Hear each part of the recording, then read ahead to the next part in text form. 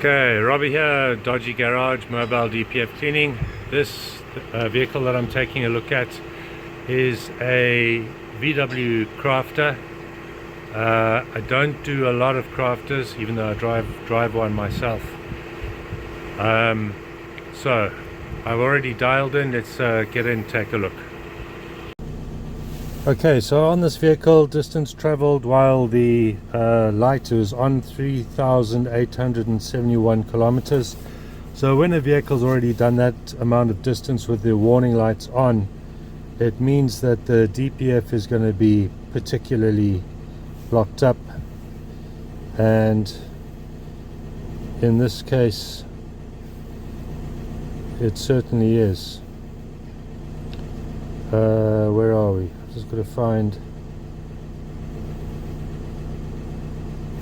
Okay, so this on this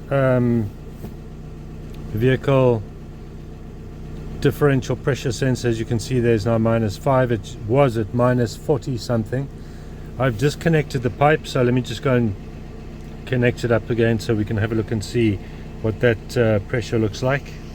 Okay, so on these vehicles, very conveniently located, the DPF pressure sensor is right here. I'm just going to reconnect it. Can you hear that?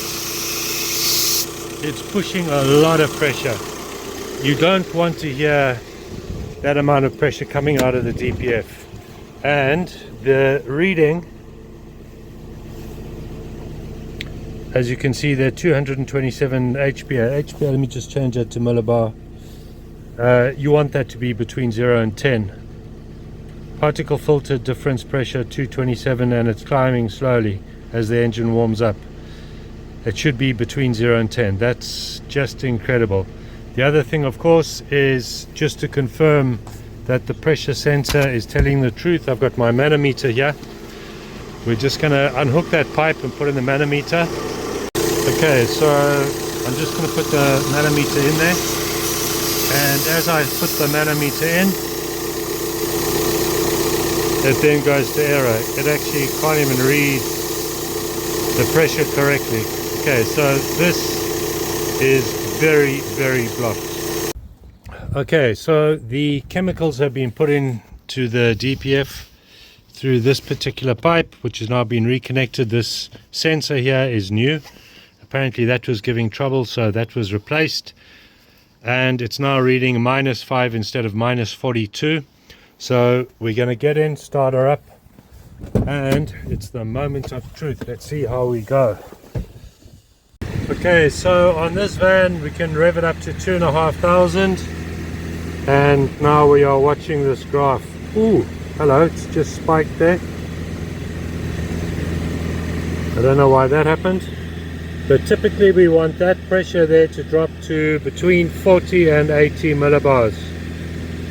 So we'll give it a moment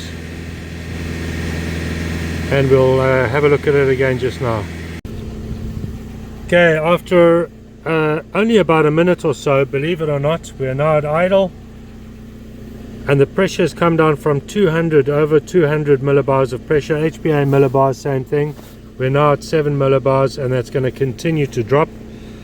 That's an incredible, unbelievable result. I'm gobsmacked.